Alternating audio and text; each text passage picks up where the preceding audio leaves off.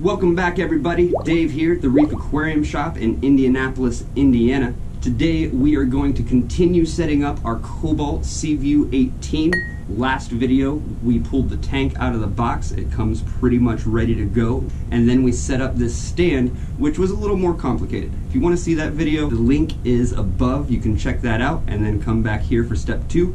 If you don't need to see me pulling it out of the box and setting up a stand, you're in the right place, because today we're going to discuss hardscape and equipment. At the end of this video series, we're actually going to take this all the way from what you see now to filled with fish and the whole shebang. So we thought it would be pretty neat to give this setup away after we are done building the whole thing. I'm going to tell you how to do that in just a moment.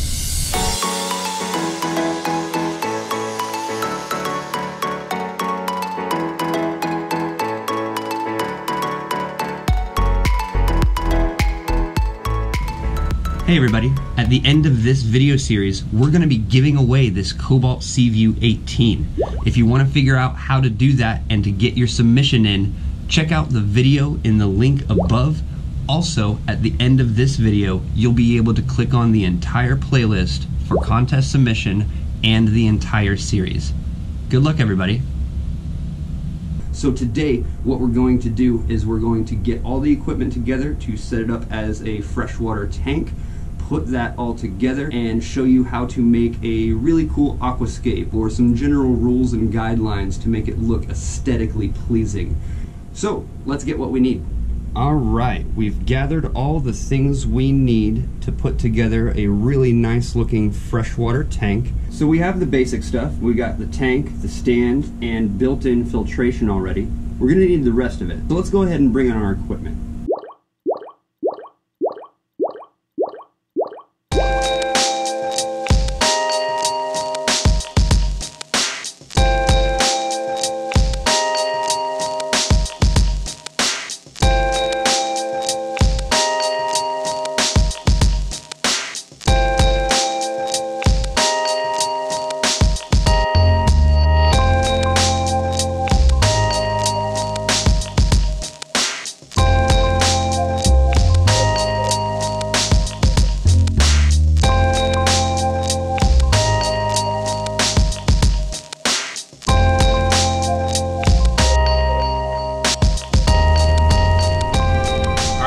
Time for the fun part where we put this stuff together. Now, before we put any of our equipment in, which is what we're going to do first, we want to double check the back. We've got our 2 filter socks on either side and our return pump in the center compartment. Now the first thing we need to do is take the return tube that's going from the pump to the nozzle and push that into the hole where it goes and connect those 2 things. Next, the return pump has a cord. It is wrapped in a twist tie and has some plastic around that, so of course we want to remove that as well. Okay, so the heater that I chose for this tank is also the same brand as the tank itself, COBALT.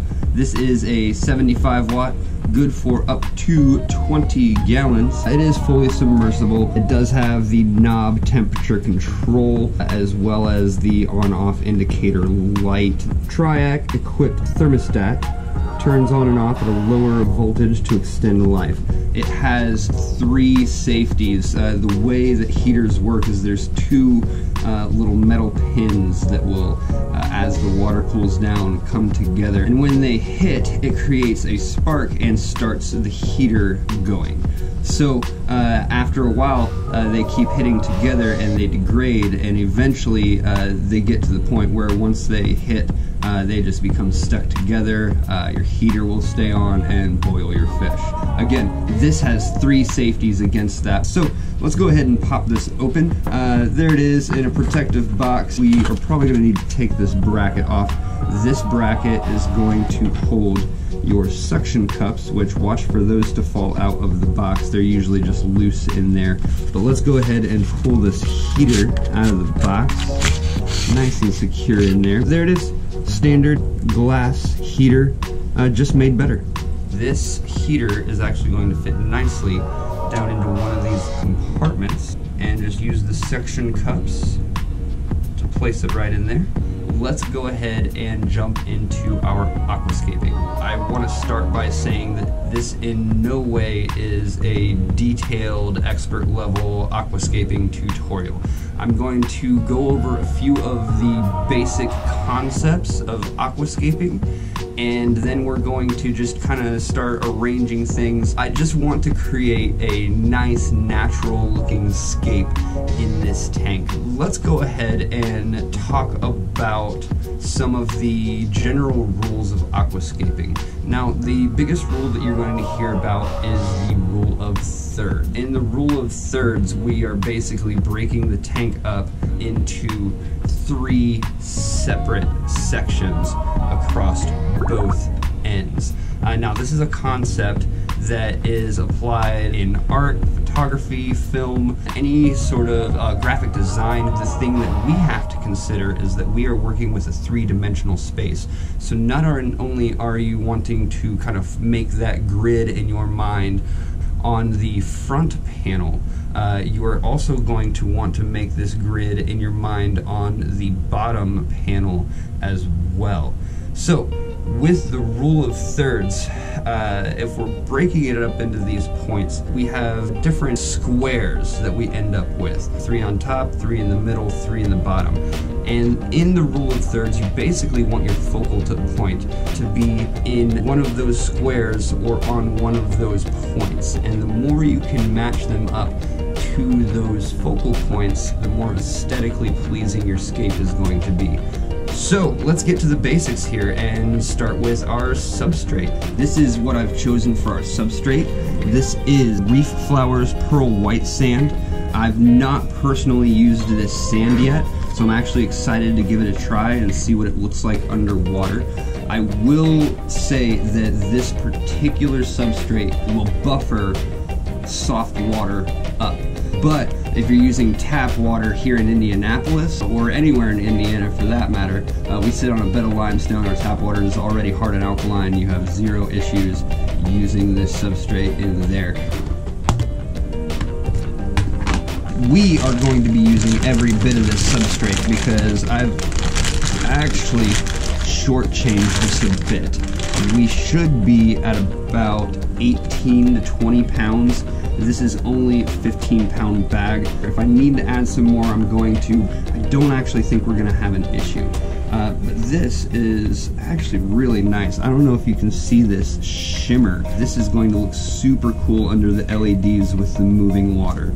Not a super fine granule and not a like 100% solid white either. There's a few like tan and some darker chunks in there, almost giving it still a more natural feel even though it's like a bright white sand. Alright, let's get this in the tank. So again, the substrate we are going to use is the REEFLOWERS Pearl White Sand. This is not a fancy setup. I'm not trying to do anything extravagant with it. The substrate isn't for plants specifically or anything. However, I am going to do some plants in this setup, most of which are going to be on the rocks in driftwood and nourished by liquid supplements later. Does need to be rinsed before you stick it in there. It's not bioactive or anything, but there is some dust particles that you're going to want to get rid of. That way it doesn't make a cloudy mess in your tank when you fill it with water. So I have gone ahead and rinsed the substrate. It's actually a pretty clean substrate as it is. It didn't need much rinsing, but it definitely needed a good rinse to it, so I recommend it. Let's dump that in here. Now, if you remembered, in that bucket, the substrate came in a bag, so we're just going to drop this bag in here, and since I need every bit of this substrate, I am going to just dump the entire thing in. Beautiful. Now again, I've actually shorted myself a few pounds of substrate from the recommended amount, but this is actually giving me really good coverage. One of the first things we want to do, if you remember, we're working in the rule of thirds here, both on the front and from the top view. We want to create something that's aesthetically pleasing in 3 dimensions. We're working front to back as well. So to start that process, it actually starts with the substrate, and what you want to do is kind of give it a slope from the front to the back. That's going to add a level of depth to the scape. When you're looking from the front through to the back, and having the taller substrate in the back just makes the tank look deeper front to back than it actually is. I'm just basically gonna create this scape on the fly. I've not necessarily put any pre-thought into it outside of picking several pieces that I think I'd like to work with. I've done just a straight front to back. I might actually kind of tweak this a bit and focus it all on one back end. Remember again our rule of thirds.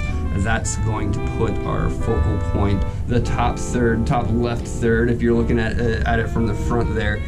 So actually I'm going to go ahead and do that now because I think that's a pretty good idea. Up next we've got our driftwood pieces. I have chosen MOPANI for this particular build, mostly because I, again, like the substrate, have not really used it that much in scapes. Some really cool pieces.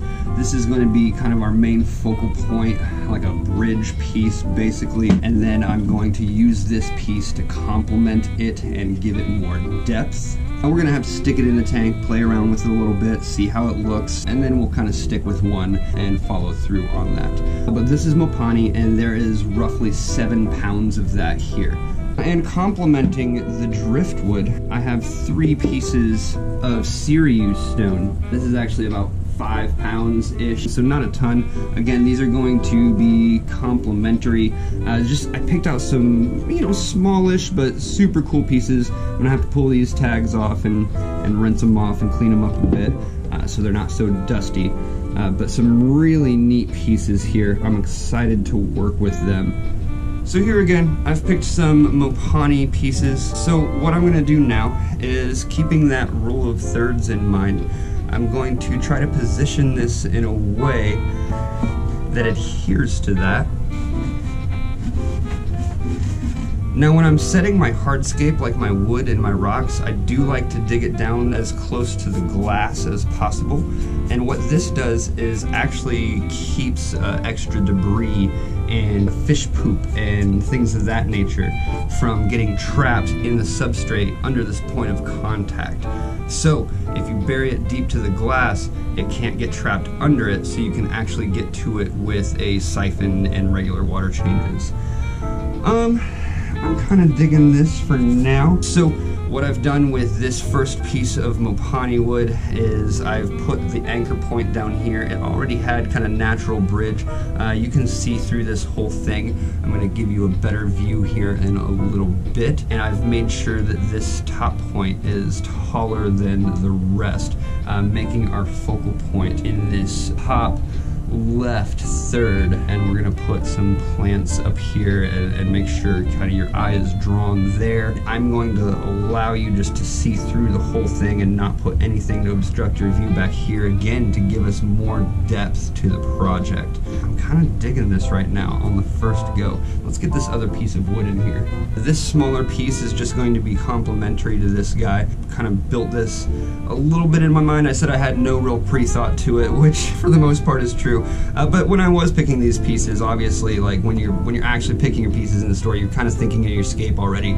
So my initial thought was to do something like this. So I may still go with something like this, but I kind of want to go back to working with this diagonal here. Again, if I'm looking at it from the top, doing our rule of thirds, I've got a bottom center focal point and both left and right top focal points, keeping us also dividing the tank into 3 triangles, one hanging out here, one back here, one up front here. This is actually kind of neat. I'm kind of digging this over what I had kind of loosely in my mind before. And obviously I don't even have to use this piece if I didn't want to, but it's just such a stinking cool piece.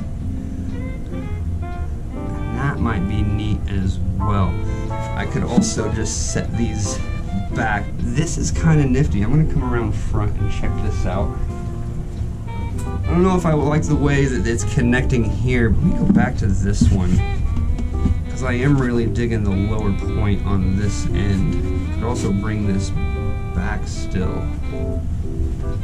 It's kind of neat because it does, you know, you got your front section up here, visual through, and viewing it from this side of the aquarium, you have a path straight through the back here. That's a nice visual as well. I might try to expand on this a little bit and see what happens. So now we're going to bring in our rock pieces.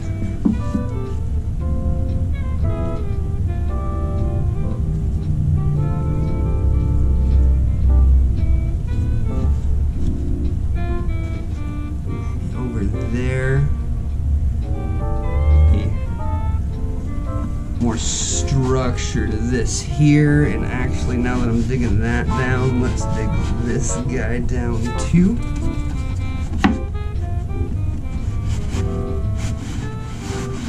And I'm also thinking about maintenance when I'm doing this too. I try to leave room on the edges to get my equipment through so that I can actually clear off this glass of algae when it develops. Make sure you can fit your equipment down in the crevices here on the sides and on the backs too, to make sure that you can maintenance this properly. Okay, I'm kind of digging this. It's a little busy, to be honest, but I don't mind busy if it's cool natural scape. You've got your main piece here with your, once I put the plants up top, that's going to be a nice focal point in this top third. This bottom third has a rock piece. This will kind of, the slope down will naturally draw your eye down here into the back.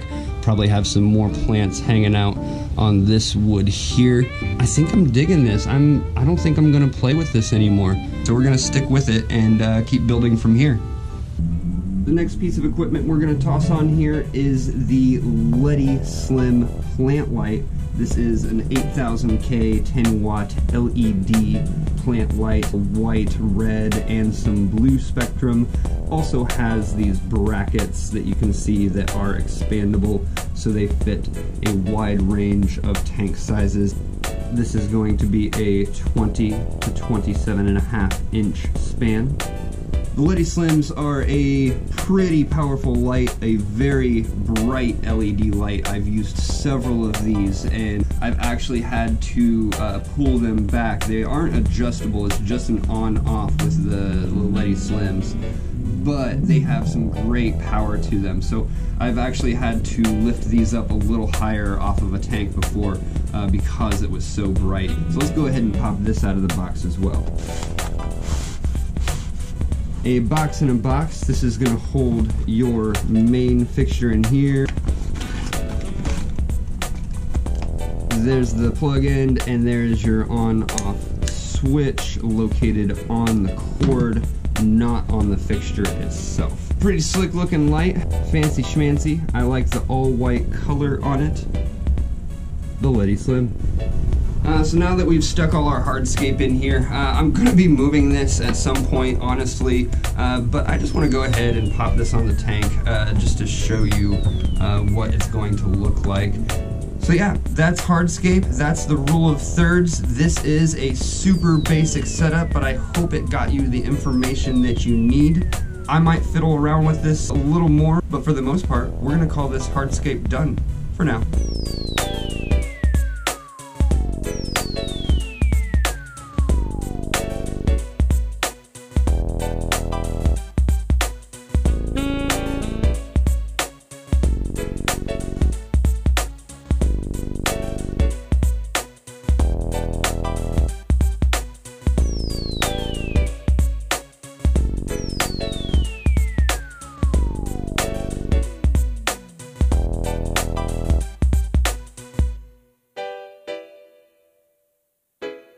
We got all that set up, and in the next video we're going to go over plant selection and how to put those plants onto driftwood.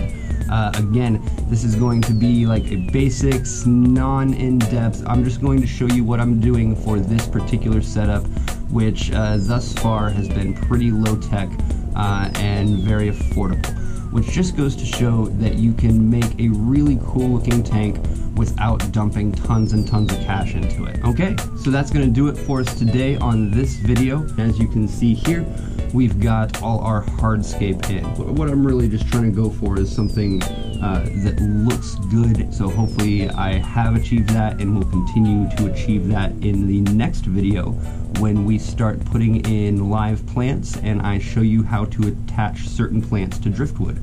So that should be a fun time. Now remember, we are going to be giving this entire setup away at the end of this video series, and that is going to be to one of our lucky subscribers who can pick it up locally.